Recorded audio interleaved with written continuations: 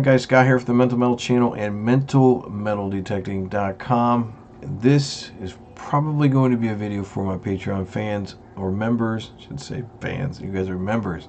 I got asked a question about showing you some of the behind the scenes on how I do video creation, things like that. So I was just going to do a quick little walkthrough on my little strategy for creating content for you guys, because I do crank out a lot of videos.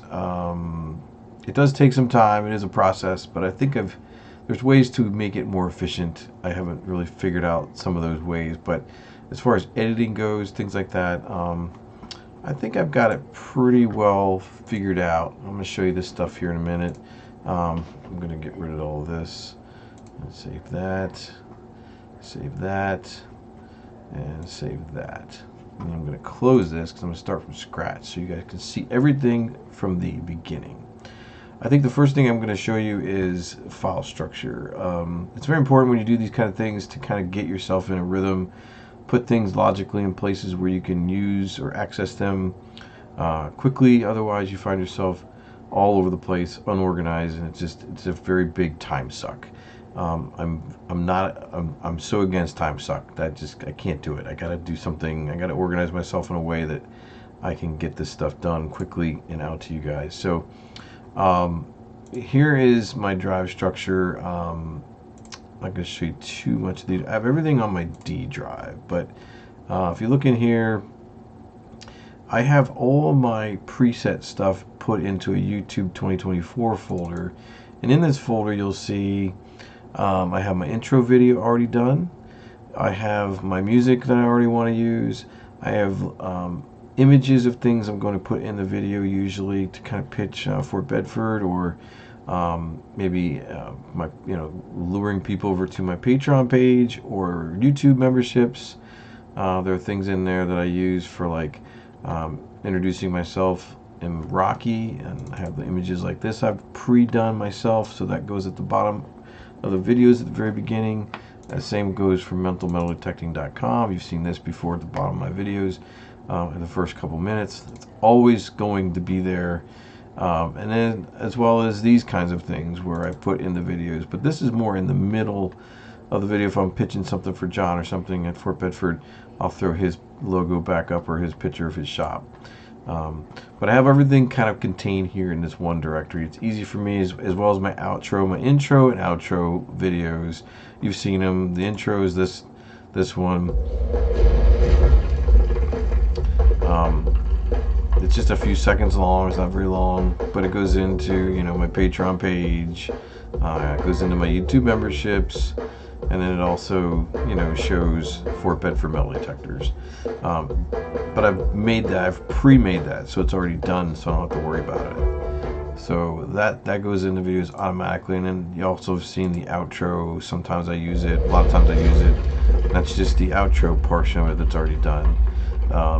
I didn't make this, by the way. I outsourced it to a place called Fiverr on Fiverr.com. You can get all kinds of stuff over there for free. Or not free, you got to pay for it. But if you're looking for any kind of graphics, matter of fact, my logo was created originally, and I told the story, but my logo was created originally from my stepdaughter's friend, who created the first image, and then it evolved into what you see today, and it evolved because of the one girl that I used over on Fiverr.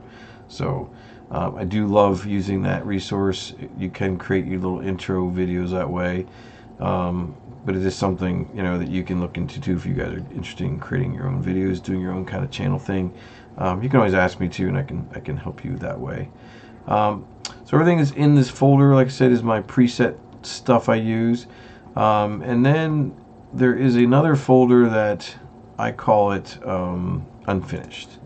So if I take any kind of video capture, or whether it be on my GoPro, my phone, I always dump it into this folder, and I give it a date and the title of, or what I think is in the folder as far as the videos go. I'll kind of name it from that day's hunt, or this may be how to. I'll name it accordingly, so I know where all my files are. So I can go back to 10, 11 years ago. I have folders laying around, different drives that I can reference. So I keep everything in there. I create a folder first, dump all the files in there, And then what I do is I open up my Adobe Premiere Pro. And what happens when you do that, it's going to throw this little, you can't see it's another screen, but throws up an Adobe Premiere Pro little window. It takes a minute to load. But when it loads, it'll come up, and here you go. So now I have a choice. You can create a new project or open an old project. We'll create a new project here and just show you by default what happens. Let's pick one that I've already done. Leave it. We can name the project if we want to name it. I'll leave it untitled here. But we'll go in. We'll leave it this directory. My friend Doug's in the 8,000 steps video. And this was the folder that I had everything in, and it points to that folder. So if I checkbox this and then I hit create, what it will do is we'll take every file that was in that folder and create a sequence. Now it may not be the sequence you want, you may have to move things around, but it will try to create a sequence for you. And then there's my ugly mug popping up because that's going to be the first part of my video. Let's see, I'm probably going to embarrass myself. Hey guys, Scott here from the Mental Metal channel and mentalmetalDetecting.com, and today okay, so you get it. You get the idea. That's what it looks like. So every piece, everything I dug, I recorded and put in one of these little videos, and it basically created the sequence for me. That's all great if you don't have to do any editing. It's a pain in the butt when you have to do editing, because when you take this many files, you got to know what's in each one of them. So that's the problem I have right now, is like I don't have a good way to kind of know unless I write it down, like what number, like in here there's a number of the video, and there'll be certain things I know I want to show in there, and there are certain things I don't, and I have to go in there and edit some of this stuff out. So that's where the time suck comes in, is when you have to do a lot of this editing. But a lot of times I don't do a lot of retakes and stuff. It's all basically one take. I'm not lying. I try not to do a lot of retakes or try to redo scenarios, because it just, I think it takes away from the authenticity of the video. Easy for me to say. And I don't like to do a lot of like magical stuff in the software. One, I don't really know how to do that. I have figured out how to do things like blurring, transitions. I can do a lot of good transitions in video, or the audio transitions as well. And I can cut and I can slice and I can repair and do those kind of things. But I don't do a lot of that. I try not to. I try to do everything in one take if I can. And if I can't, then I redo it, because it just doesn't seem right if I got to cut things out all the time. But on the left here, you'll see this is where all my files are loaded. But you'll notice I don't have any of my default YouTube 2024 files. So I have to come in here and import those. So I just go to import, and I go back to the folder I'm looking for, which happens to be the folder I was just in, YouTube 2024. And then what I do is I pick my intro video, I pick my outro video, and I pick my mentalmetalDetecting.com graphic, as well as me in the Rocky graphic right here. And then I'll pick my YouTube memberships, my Patreon, pitch, graphic, and then Fort Bedford, because I will throw those in the middle of the video sometimes. I will take my music file over, because I do play that at the end of the videos as well. And up until a few months ago, I was actually doing an intro that included all the Patreon members.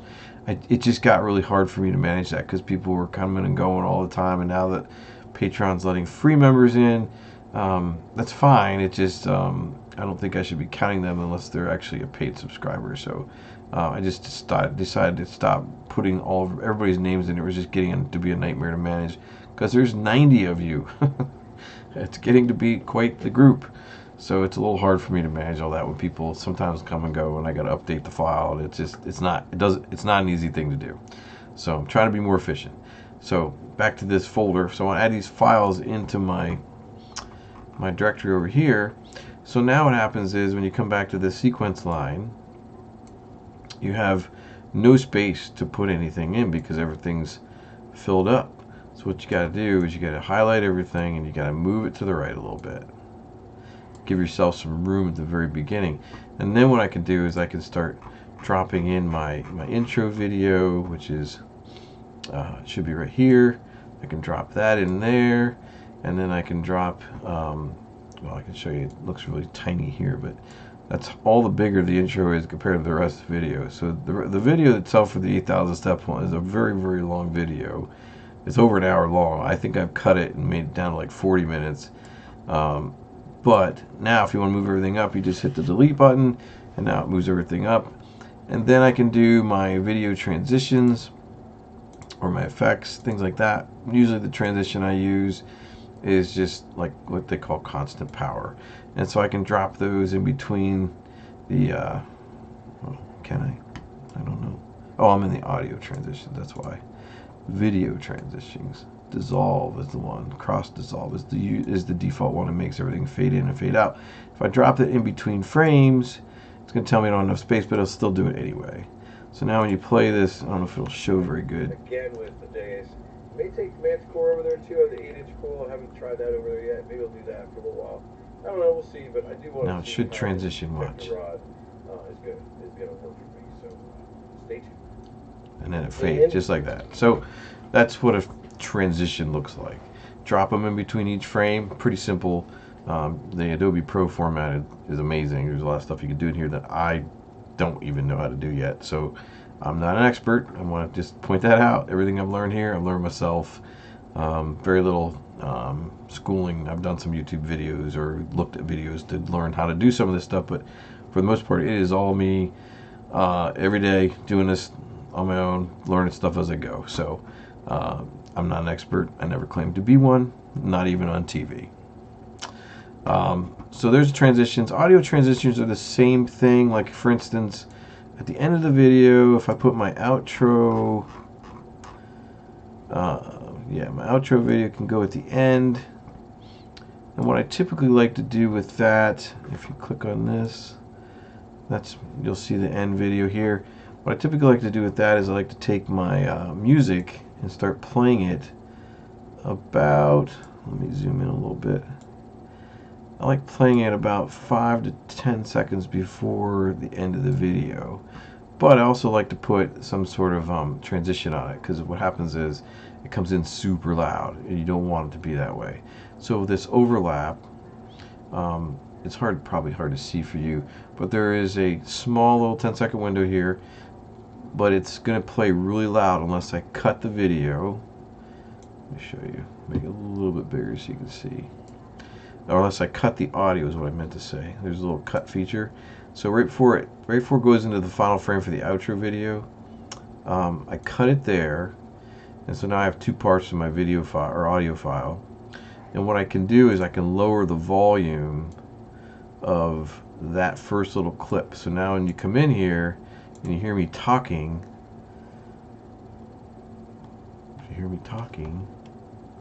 uh-oh, I think I did something wrong. Oh, there we go. Use them a lot. I think they're great. I think it'll be amazing. See? Then when he goes to the final frame, it gets loud again. Now what I can do is I can smooth that out by going into my audio transitions, and I can do a constant power, and put that right in between. So when you listen to the music come in, great. Like here, it's not such a drastic incline. It's a gradual change. And usually I drop this down a little bit too because it's too loud. So that's how I do the video and audio transitions, and that's pretty much the biggest tricks. Oh, and I guess at the beginning of the video where I introduced myself, after the intro, you'll see me come into frame here, and what I typically do is then I'll go up here and find my me and Rocky file that we use. I drop that in there, and then I drop the metal detecting Maryland one, or mental metal detecting one right there. Now you'll see that in here the size is not good. I gotta double click this, and then I stretch it. No, I stretch it till it fits the window the way I want it, and that's what it looks like. And I do the same thing for mentalmetalldetecting.com. So I stretch it till it looks good, and so now when you play the video, I come in. There's me Hey and guys, Rocky. Mental Metal channel and mentalmetaldetecting.com, and today I'm over. But there's no transition, so you got to go back to your transitions again, and you got to go into video, cross dissolve, and you put one at the beginning, and then you put one in the middle, and then you put one at the end. And then what happens is when you play it over again, you see us fade into view, and then it fades out of view and fades into view, and then it fades out of view. So that's really it. I mean, there's nothing really to it. Once you learn how to use the software, it becomes pretty straightforward. But that's how I make my videos. It's not hard. What's hard is taking is recording everything and organizing it and getting it over to this computer, which is computer, by the way, is old. So you guys are helping me keep things going by supporting me in the Patreon group. I've been able to buy extra hard drives, video cards, things like that keep me going. So just wanted to point that out, because without you, I wouldn't be doing a lot of this stuff. So thank you out there. That is how I create videos. If you got any questions, let me know. But that'll be it for this simple little video on video creation behind the scenes with the Mental Metal channel. All right. Thanks for watching, and I'll see you in another Mental Metal video. Sorry for all that yelling in the background. I heard that.